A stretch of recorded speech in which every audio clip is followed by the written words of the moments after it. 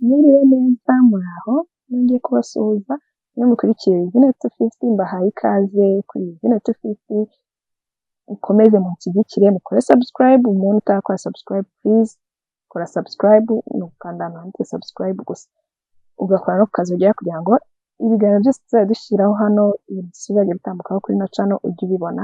Dufite ibintu byinshi byiza imbere. Uyu munsi rero tugiye kubana mu kiganiro, tugiye kubana muri top 5. Nk'uko bisanzwe dusanzwe tuvuga ku bintu byinshi bitandukanye, ariko uyu munsi tugiye kuvuga kuri top 5 y'abantu babaye ababyeyi ku myaka mike cyane mu mateka y'isi, cyangwa se bibarutse ku myaka mike cyane mu mateka y'isi. N'abatindiye rero reka turebe, turahera ku mwanya wa 5 tujya ku wa mbere. Tudatinze reka turebe umuntu uri ku mwanya wa 5, cyangwa se umubyeyi uri ku mwanya wa 5 wibarutse ku myaka mike cyane. Ku mwanya wa 5 turahasanga uwo bita Teresa Middleton, ni umwongerezakazi. Uyu mwongerezakazi rero yabyaye mu 2006 ubwo yari afite imyaka 12. Yabyaye umwana w'umukobwa, amubyarira mu Bwongereza aho yabanaga n'umuryango we.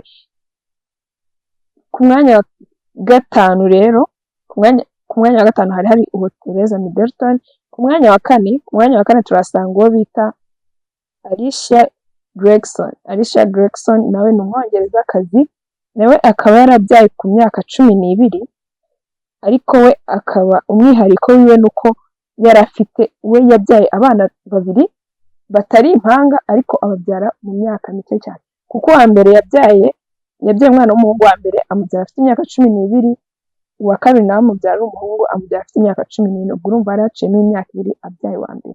Niwe mubyeyi wabyaye akiri muto, yibarutse ku myaka ye mike nuno, akibaruka n'abana 2 bakurikiranye gutya. Tudatinze rero ku mwanya wa 3, ku mwanya wa 3 turasanga uwo bita Mamzi.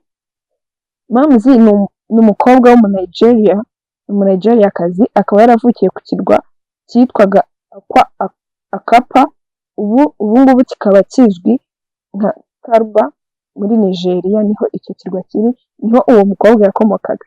Uyu mukobwa rero yabyaye ku myaka ye 8, yari afite imyaka 8 n'amezi 8 nibwo yabyaye umwana w'umukobwa, amubyara mu 1884. Rero uyu nguyu we aha ikindi umwihariko we nuko ariwe wabaye na grandmother ku myaka ye mike, kuko yabaye grandmother afite imyaka 17, nibwo yabaye nyirakuru w'umuntu. Bivuze ngo wa mwana yari yabyaye nawe yari yabyaye. Ku mwanya wa 2 rero, ku mwanya wa 2 hari uwo bita Hilda Turigio rero yabyaye ku myaka 8 nawe n'amezi 7. Yabyaye ku myaka 8 n'amezi 7, aho icyo gihe we abyara bafunze mubyara we wari ufite imyaka 22. Bivugwa ko ari we, cyangwa se byemejwe n'urukiko ko ari we wamufashe ku ngufu akamutera n'iyo nda.